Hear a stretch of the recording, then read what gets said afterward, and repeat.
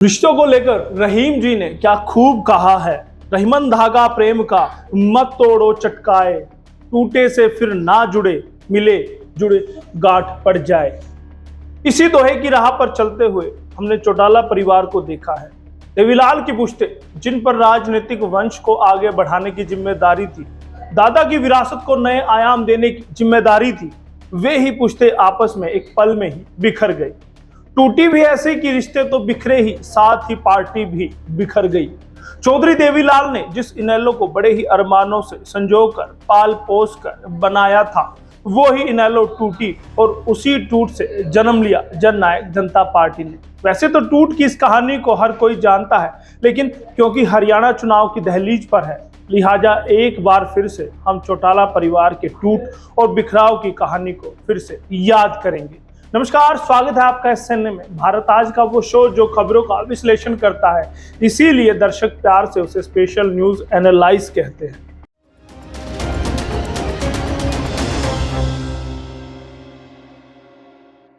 अब इसे राजनीतिक महत्वाकांक्षा कहे या फिर राजनीति का बढ़ता मोह, लेकिन इन सब की भेंट चढ़ गया चौटाला परिवार। देवीलाल के बेटे ओम प्रकाश चौटाला वैसे तो अपने दोनों बेटों को एक साथ देखकर खुशी से फूला नहीं समाते थे। इन दोनों ही बेटों के कंधे पर राजनीतिक विरासत को आगे बढ़ाने का वो सपना देखते थे, लेकिन जैसे जेल की काल कोठरी के पीछे गहरा अंधेरा होता है, ठीक वही अंधेरा बाहर की जिंदगी में भी छा गया और अंधेरे में खो गया इनेलो का आधार। इनेलो की टूट से बनी थी जेजेपी यानी जननायक जनता पार्टी या जजपा कहिए। इसका जन्म इनेलो की टूट से हुआ था। 9 दिसंबर साल 2018 में इसका गठन हुआ। अजय चौटाला, नैना चौटाला, उनके बेटे दुष्यंत दिग्विजय चौटाला, ये 4 सदस्य पार्टी के प्रमुख बड़े चेहरों में से हैं। अभय चौटाला ने पहले तो दुष्यंत चौटाला व दिग्विजय चौटाला को इनेलो से बाहर निकाला, फिर इसके बाद मां नैना चौटाला और अजय चौटाला ने भी पार्टी को अलविदा कह दिया था। अभय चौटाला से छिड़ी सियासी रार के बाद अजय चौटाला ने जननायक जनता पार्टी का गठन किया। फिर इसके बाद तो खुल्लम खुल्ला अपने परिवार को ही चुनौती दे डाली थी। परिवार को टूटने से बचाने की लाख कोशिशें। खबरों की माने तो साल 2018 से भी 4 साल पहले चौटाला परिवार में टूट की चिंगारी भड़क चुकी थी। इसे दबाने की कोशिशें भरसक की गई, लेकिन ज्वालामुखी बनने से उसे रोक कोई भी नहीं पाया। तमाम विवादों, वार पलटवार के दौरान जब दोनों भाइयों अजय चौटाला और अभय चौटाला की मुलाकात दिल्ली में हुई, तो एक बार लगा कि शिकवे शिकायत दूर होंगे, लेकिन परिवार की कड़ियां जुड़ते जुड़ते पूरी तरह से टूट चुकी थी। हालांकि दोनों भाइयों की मुलाकात के पीछे पंजाब के पूर्व मुख्यमंत्री प्रकाश सिंह बादल के फोन कॉल का होना बताया जा रहा था, लेकिन परिवार नहीं जुड़ पाए। दादा और पिता के जेल जाने से बदले थे हालात। अब आप गौर फरमाइए कि जेबीटी टीचर भर्ती घोटाले में 2013 में ओम प्रकाश चौटाला और पिता अजय चौटाला जेल में चले गए। उसके बाद इनेलो की कमान पूरी तरह से चाचा अभय सिंह चौटाला के हाथों में आ गई थी। तो वहीं अगले साल यानी कि 2014 में लोकसभा के चुनाव हुए, जिस पर अभय चौटाला ने भाभी नैना चौटाला और भतीजे दुष्यंत चौटाला को चुनावी मैदान में उतार दिया। पार्टी के संचालक बने चाचा अभय सिंह ने अपने भतीजे दुष्यंत चौटाला को मोदी लहर में सबसे मुश्किल लोकसभा सीट हिसार से चुनाव लड़वाया। तो वहीं दुष्यंत चौटाला ने भी खुद को साबित किया और चुनाव जीत कर दिखा दिया, और उनका हौसला और भी ज्यादा बढ़ गया। सबसे युवा सांसद का रिकॉर्ड। 16वीं लोकसभा में दुष्यंत चौटाला हिसार निर्वाचन क्षेत्र से सांसद चुने गए। 14 में लोकसभा चुनाव में चौटाला ने हरियाणा जनहित कांग्रेस भजन लाल के कुलदीप बिश्नोई पर जीत हासिल की थी।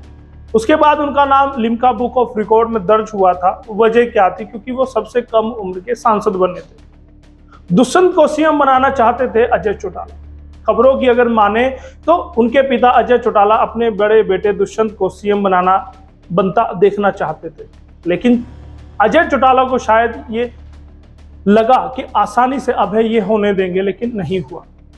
वहीं अजय ने एक और प्रस्ताव भी रखा कि इसमें दुष्यंत दिग्विजय के खेमे को लोकसभा व विधानसभा चुनाव में आधी सीटों पर बंटवारा, पार्टी की संसदीय कमेटी में आधी सीट और पार्टी संगठन में भी आधी सीटों की मांग की गई थी, जिस पर लगभग सहमति भी बन गई थी। अभय चौटाला का कुछ और ही था प्रस्ताव। यहां अजय चौटाला ने जो अपना प्रस्ताव दिया, उसके सामने अभय चौटाला का अलग प्रस्ताव था। इस पूरी कड़ी के दौरान अभय चौटाला का तो कुछ और ही प्रस्ताव निकला। जिसमें कि मुख्यमंत्री पद को लेकर अभय चौटाला का यह प्रस्ताव था कि जिसके खेमे के ज्यादा विधायक जीतेंगे सीएम वही बन जाएगा। ऐसा बताया जाता है कि बाद में जब अभय ने अजय के साथ अपनी वार्ता की जानकारी पंजाब के सीएम पूर्व सीएम प्रकाश सिंह बादल को दी तो उन्होंने अजय चौटाला से बात की थी। बादल ने भी अजय चौटाला को अपने मत से पीछे हटने को कहा था, लेकिन अजय चौटाला नहीं माने। एक और वजह बताई जाती है अभय का गर्म मिजाजी रवैया। इनेलो की टूट की जिम्मेदारी कहीं ना कहीं अभय चौटाला पर भी जाती है, क्योंकि अभय चौटाला गर्म मिजाजी व्यक्ति हैं, जिनकी गर्म मिजाजी से नाराज होकर ताऊ देवीलाल परिवार से जुड़े पुराने कार्यकर्ता भी अभय से किनारा करने लगे थे। अब वे सभी अभय चौटाला की बजाय दुष्यंत चौटाला के पास जाने लगे थे। तो वहीं दूसरी ओर दुष्यंत और दिग्विजय ने चाचा की गर्म मिजाजी को ही अपनी राजनीतिक ताकत बना लिया और उनके पुराने साथियों को अपने किले में, अपने खेमे में लाने में कामयाब हो रहे थे। 29 साल के बाद चौटाला परिवार में दोहराया गया इतिहास। चौटाला परिवार में 29 साल बाद इतिहास ने फिर से खुद को दोहरा दिया। तब यह जंग देवीलाल के दो बेटों ओम प्रकाश चौटाला रणजीत चौटाला के बीच थी, तो वहीं अब यह जंग ओम प्रकाश के दो बेटों अजय और अभय के बीच ठनी हुई थी।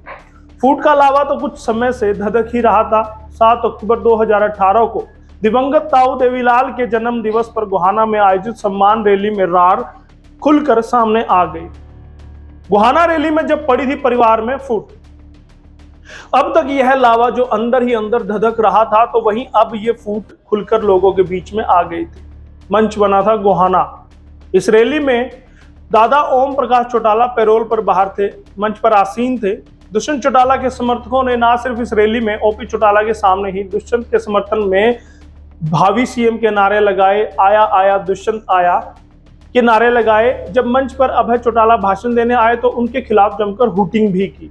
इस पर ओम प्रकाश ने मंच से ही नाराजगी जाहिर की थी और मामले को इनेलो की अनुशासनात्मक समिति के लिए भेज दिया था। जांच के बाद अजय के बेटे दुष्यंत दिग्विजय को पार्टी से निष्कासित कर दिया गया। बाद में ओम प्रकाश के बड़े बेटे अजय को भी निष्कासित कर दिया गया। इनेलो से अलग होकर अजय चौटाला ने जननायक जनता पार्टी का गठन कर दिया। तो ऐसे बनी थी ये नई पार्टी। गठन के 11 महीनों में ही दिखाया कमाल। चौटाला परिवार से टूटकर बनी जेजेपी की कमान युवा दुष्यंत चौटाला के हाथों में आई थी। उनकी पीठ पर पिता व पूर्व सांसद अजय चौटाला का हाथ था, तो निवर्तमान विधायक मां नैना चौटाला और भाई दिग्विजय चौटाला भी साथ थे। आईएनएलडी छोड़कर आए 4 विधायक भी साथ खड़े हुए, तो देखते ही देखते जेजेपी का संगठन खड़ा होता चला गया। कुछ समय के लिए आम आदमी पार्टी से लेकर बहुजन समाज पार्टी बीएसपी भी साथ आए, लेकिन साथ छूट गया। जींद उपचुनाव से जेजेपी का बढ़ा ग्राफ। इस बीच जेजेपी जींद विधानसभा उपचुनाव में उतरी।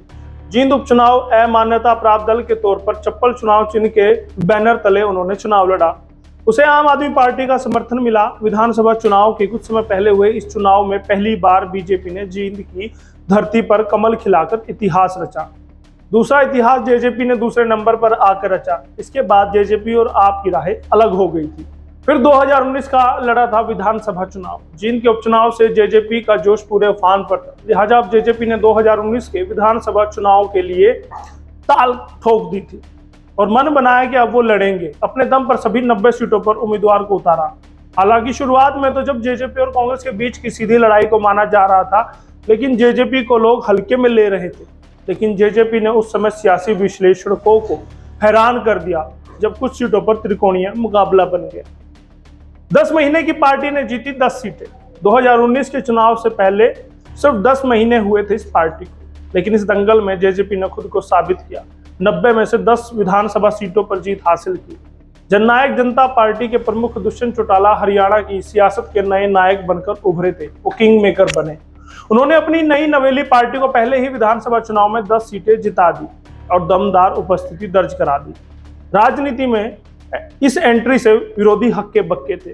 ताऊ देवीलाल की चौथी पीढ़ी के लाल दुष्यंत चौटाला ने नई पार्टी के गठन के साथ ही अपने इरादे स्पष्ट कर दिए थे। राजनीति के बड़े धुरंधरों को चटाई धूल। दुष्यंत चौटाला ने राजनीति के दांव पेच अनुभवी राजनीतिकों से सीखे। उसी के बूते ही दुष्यंत और उनकी टीम चुनाव में उतरी।